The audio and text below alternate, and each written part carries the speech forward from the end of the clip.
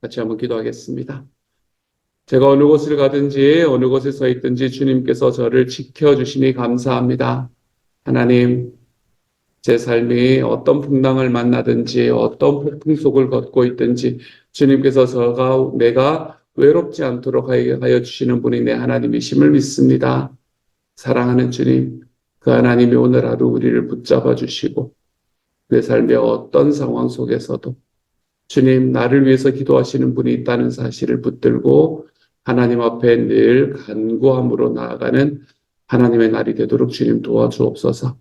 마음이 아프고 하나님 힘든 결정을 해야 되는 그 어떤 순간에 있다고 하더라도 주님이 우리 식구들 다 지켜주셔서 하나님께서 나와 함께 계신다. 주님께서 나의 모든 것을 나의 안고 일어섬을 돌아보신다. 하나님 앞에서 이런 주님이 우리의 삶 속에서 확신될 수 있는 시간 되도록 아버지여 도와주옵소서. 모든 말씀 우리 주님 예수님 이름으로 기도드립니다. 아멘. 하나님께서 우리에게 주시는 말씀 함께 읽습니다. 열왕기하 19장 29절부터 37절까지의 말씀입니다. 열왕기하 19장 29절부터 37절까지의 말씀입니다. 같은 목소리로 함께 읽습니다. 시작. 또 내게 보일 징조가 이러하니 너희가 금년에는 스스로 자라난 것을 먹고 내년에는 그것에서 난 것을 먹되 제3년에는 심고 거두며 포도원을 심고 그 열매를 먹으리라. 유다 족속 중에서 피하고 남은 자는 다시 아래로 뿌리를 내리고 위로 열매를 맺을지라. 남은 자는 예루살렘에서부터 나올 것이요 피하는 자는 시온산에서부터 나오리니 여호와의 열심히 이 일을 이루리라 하셨나이다 하니라. 그러므로 여호와께서 아수르 왕을 가리켜 이르시기를 그가 이 성에 이르지 못하며 이리로 화살을 쏘지 못하며 방패를 성을 향하여 세우지 못하며 치려고 토성을 쌓지도 못하고 오던 길로 돌아가고 이 성에 이르지 못하리라 하셨으니 이는 여호와의 말씀이니라. 내가 나와 나의 종 다윗을 위하여 이 성을 보호하여 구원하리라 하셨나이다 하였더라. 이 밤에 여호와의 사자가 나와서 아수르 진영에서 군사 18만 5천 명을 친지라. 아침에 일찍 일어나 보니 다 송장이 되었더라.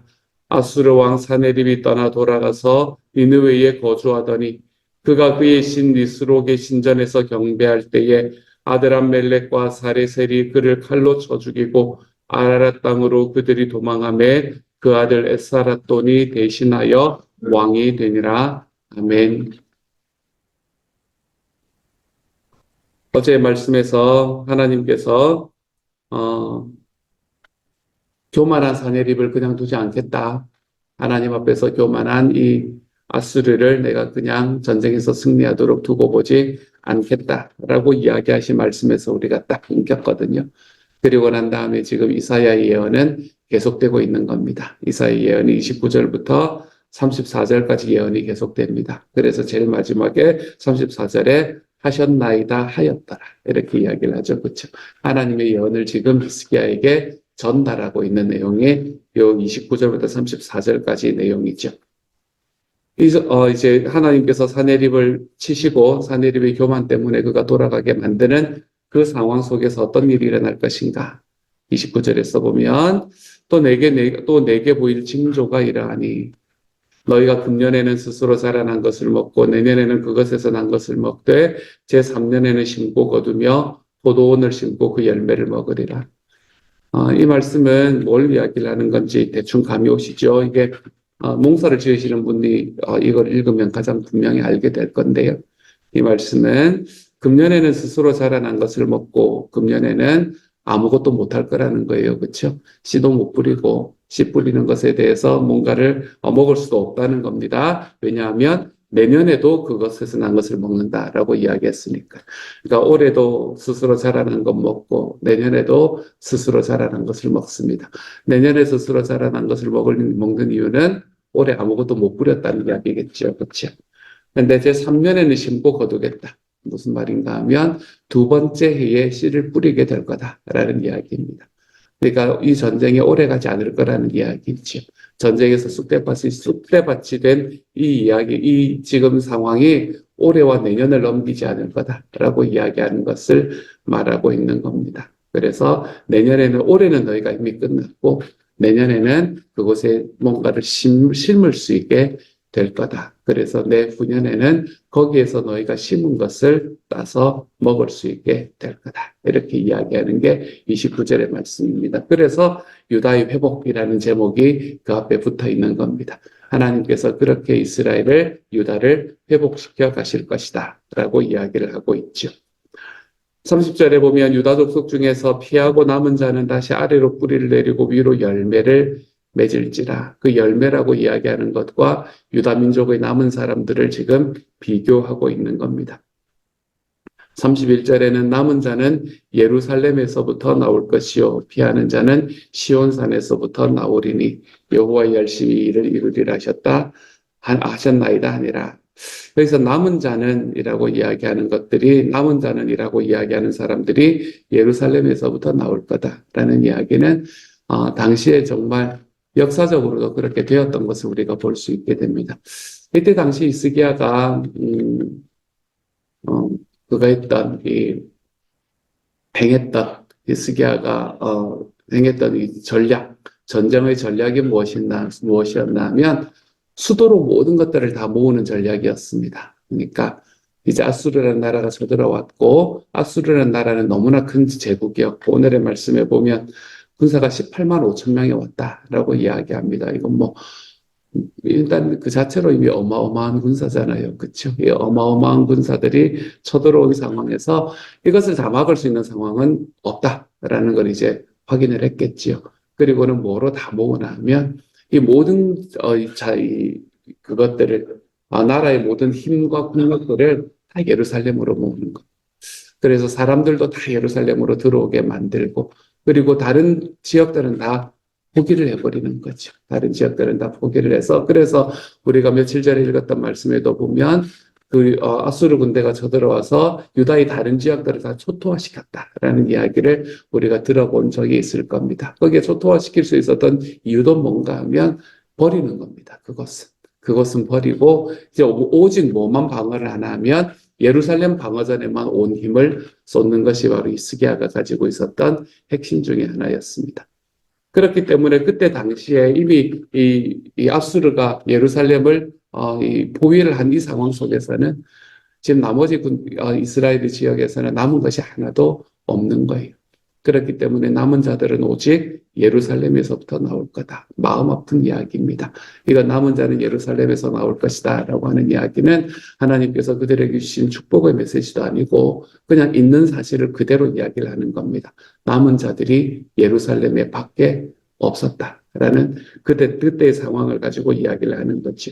그래서 피하는 자는 시온산에서부터 나오리니 여호와의 열심히 일을 이루셨다 하셨느니라. 하나님께서 열심으로 유다를 위해서 힘써 지금 일하고 계신다라는 걸 보여주고 있는 거죠. 히스기야 시대 때 2명의 예언자가 나왔거든요. 히스기야 시대 성경을 바라보면 히스기야 시대 때 하나님께서 일으키신 예언자가 2명이 있었습니다. 저는 이런 것이 참 좋습니다. 성경에 가지고 있는 다양성을 보여주는 일이라고 생각을 하기 때문에 저는 참 좋습니다. 히스기야 때는 오늘 여러분이 보고 있는 히스기야와 함께 이 전쟁을 이끌어갔던 이사야라는 사람이 그 전쟁에서 예언자로 등장을 하고요. 히스기야 시대 때 또 한 사람이 등장을 하는데 그 사람이 미가라는 사람입니다. 미가도 히스기야와 동시대의 사람이었어요. 이사야와 동시대에 예언을 했던 사람이었습니다. 근데 이사야라는 사람은 어떻게 예언을 했나 하면 오늘의 말씀에서도 보시고 이 똑같은 메시지가 이사야에 그대로 있는 메시지거든요.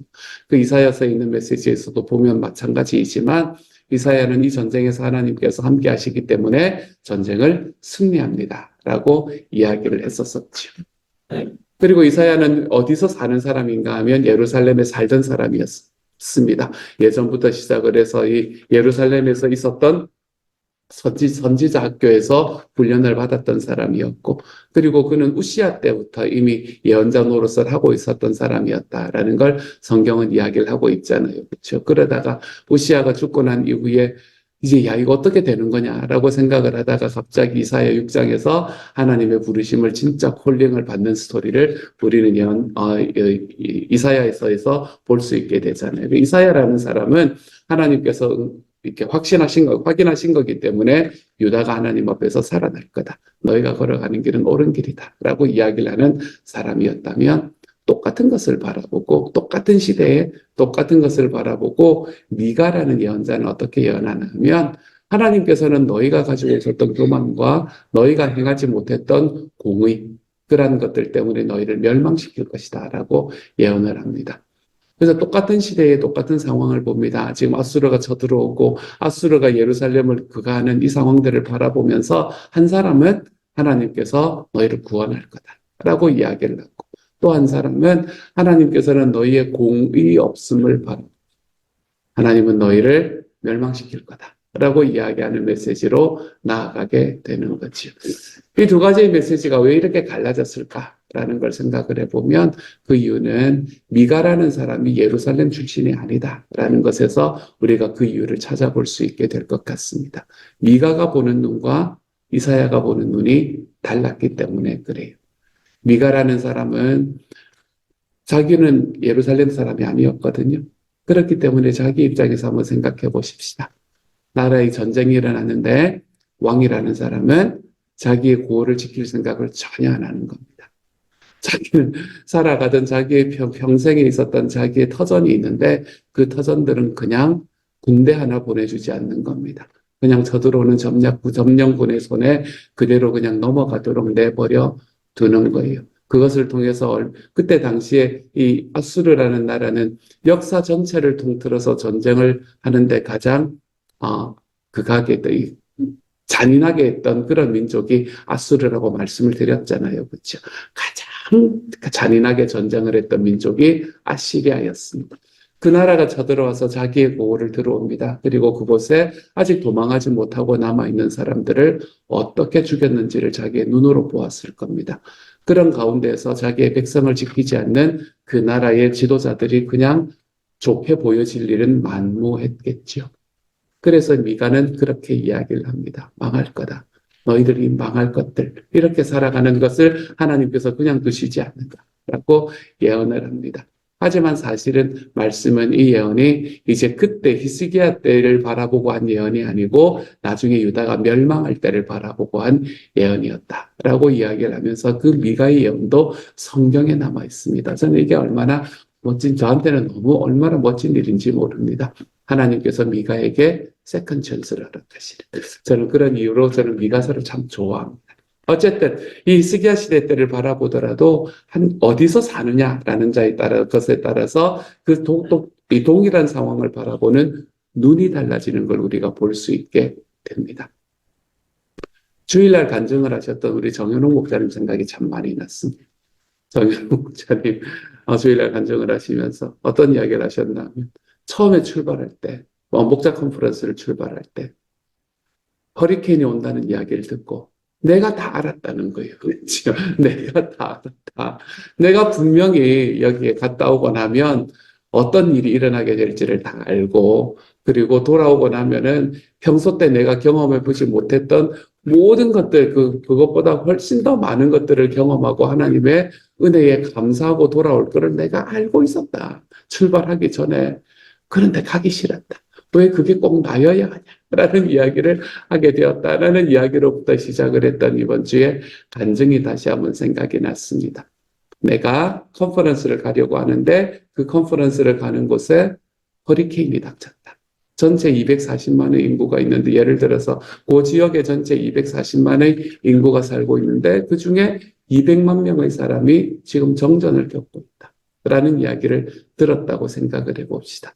그러면 우리의 마음속에 어떤 시각을 가질 수 있게 될 것인가? 가서 고생 직사게 하겠구나. 그러니까 나는 안 가야겠다라는 마음을 가지는 사람이 있을 것이고 또 한 부류의 사람은 정 목사님 이야기하셨던 것처럼 내가 갔다 오면 분명히 하나님께서 나에게 주시는 큰 은혜를 경험하고 이전과는 다른 무언가를 체험하고 돌아오겠구나라는 것으로 보는 사람이 있게 될 겁니다. 시야가 다른 겁니다. 그렇죠? 자기가 쓰고 있는 안경이 다른 거예요. 이건 뭐가 잘못됐다, 뭐가 잘못되지 않았다고 이야기할 수 있는 게 아니라 자기가 가지고 있는 경험이 다른 거고 자기가 쓰고 있는 안경이 다릅니다. 내가 누군가를 바라볼 때에도 마찬가지입니다. 제가 며칠 전에 말씀을 드렸었지만, 주일날 말씀을 드렸나 보군요. 설교에서 말씀을 드렸나 보군요.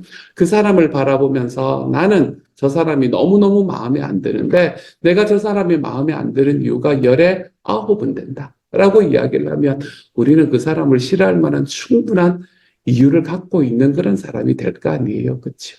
그런데 열의 9이 기분이 내가 내 마음에 안 들기 때문에 내가 저 인간을 도저히 내 마음에 품을 수가 없어라고 이야기하는 그 사람이 가지고 있는 눈과 저 사람 열의 9은 마음에 안 들지만 하나는 그래도 마음에 드는 게 있으니 저 사람과 나는 함께 갈 수 있는 사람이야 라고 이야기하는 사람이 가지고 있는 이 시야는 안경은 서로 똑같은 상황을 바라보면서도 그 안경을 다르게 쓰면서 바라볼 수 있는 사람이 가질 수 있는 시야의 차이를 우리에게 보여주는 것 같습니다. 이사야의 시각과 미가의 시각, 똑같은 상황을 보면서 가지고 있던 그들의 눈은 무엇이 틀렸다, 무엇이 맞다라고 이야기할 수가 없습니다. 그들의 경험대로, 그들이 살아갔던 그들의 경험대로 그들은 자기의 삶을 바라보게 되는 거지요. 그러므로 사랑하는 여러분, 우리가 우리의 삶을 바라볼 때에 우리의 안경이 하나님의 약속이라는 안경을 쓰고 우리의 삶을 바라볼 줄 아는 하나님의 사람이 되어 가시기를 소망합니다. 하나님이 이루실 약속. 사랑하는 여러분, 이것 가지고 우리의 삶을 바라볼 줄 아는 주님의 사람이 되어 가시기를 소망합니다. 내 삶에 있는 상황들은 언제나 폭풍일 겁니다. 우리 주일날 불렀던 찬양이 저는 참 좋거든요. 요즘 계속해서 마음에 흥얼흥얼거려지는 찬양입니다. 그대 폭풍 속을 걷고 있을 때, 비바람을 마주해야 할 때, 불빛조차 보이지 않는 때를 걸어갈 때 하나님께서는 우리를 절대로 혼자 걷도록 만드시지 않을 겁니다. 그게 주님의 약속입니다. 내 삶을 바라보면, 내 삶의 현실을 바라보면 낭망되고 어떻게 해야 되나라는 마음이 올라오는 그때에도 사랑하는 여러분, 주님은 약속을 지키시는 분이십니다. 약속을 지키시는 그 주님의 안경으로 여러분의 삶을 바라볼 줄 아는 하나님의 사람이 되어 가시기를 소망합니다. 어제는 우리 교회에서 오감사를 시작했던 첫 번째 날입니다. 13명의 사람이 모여가지고 이제 하루에 5가지씩의 감사를 함께 나누어 보고 있습니다. 어제 첫 번째 날 함께 나누었는데 제 마음에 참 감격이 많이 되는 시간이었습니다. 1등으로 나누신 분이 우리 이승주 목사님이어서 마음이 또한 기뻤던 시간이기도 했습니다. 1등으로 나누는 게 중요하지는 않지만요. 어쨌든 그래서 또한 기뻤던 시간이기도 했었습니다. 하나님께서 내가 살아가는 삶의 과정들을 보면 여러분 뭐 그리 감사할 일이 많겠습니까? 하지만 내가 살아가는 과정 속에 내 주님께서 함께하고 계시는구나 하는 것을 내가 기억하기 시작하면 내가 가지고 있는 나의 안경을 바꾸어내기 시작하면 우리는 하루에 하나님께서 나와 함께 하셨던 증거들을 찾아낼 수 있는 사람이 되어갈 수 있게 됩니다. 그 한 분 한 분의 감사들을 바라보면서 어제 거의 제가 한 50개 정도의 감사를 함께 읽은 거잖아요. 그렇죠? 그 감사들을 제 눈으로 쭉 보면서 제 마음에 얼마나 감격했는지, 제 마음이 얼마나 따뜻해졌는지. 사랑하는 여러분, 우리의 삶은 어느 순간에 변하지 않을 수가 있습니다. 그 변화되는 게 눈으로 보이지 않을 수가 있습니다. 하지만 눈에 보이지 않는 변화라 하더라도 주님은 약속을 지키시는 분임을 믿고 걸어갈 수 있기를 소망합니다. 18만 5천 명의 군대가 자기를 향해서 다가오는 그 두려움을 느끼고 있던 유다 백성들은 자기의 눈앞을 사로잡고 있던 그 18만 5천의 군대가 하나님의 천사들에 의해서 몰살되는 것을 아마 그날에는 몰랐을 겁니다. 하지만 모른다고 해서 일어나지 않고 있는 건 아닙니다. 하나님의 열심히 그 일을 이루셨기 때문에 그렇습니다. 그러니까 사랑하는 여러분, 여러분이 쓰고 있는 안경을 바꾸면 여러분의 삶을 하나님 앞에 기쁨으로 살아갈 수 있는 사람이 될 수 있습니다. 주님이 우리에게 말씀해 주시는 주님 약속한 것을 지키시는 하나님의 안경.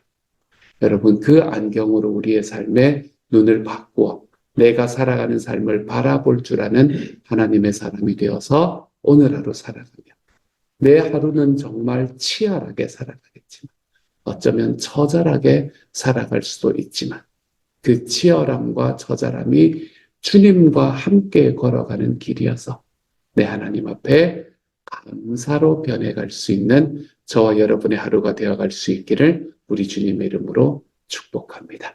같이 한번 기도하도록 하죠. 사랑하는 하나님, 이사야가 바라보는 삶, 미가가 바라보는 역사, 주님, 그들이 그 역사를 바라보았던 눈이 그렇게 달랐던 이유는 쓰고 있는 안경이 달랐기 때문에 그랬습니다. 사랑하는 주님, 우리가 우리의 삶을 바라보면서 때때로 그처럼 극명하게 우리의 마음이 나뉘는 이유는 우리가 쓰고 있는 안경이 달라지기 때문에 그렇습니다.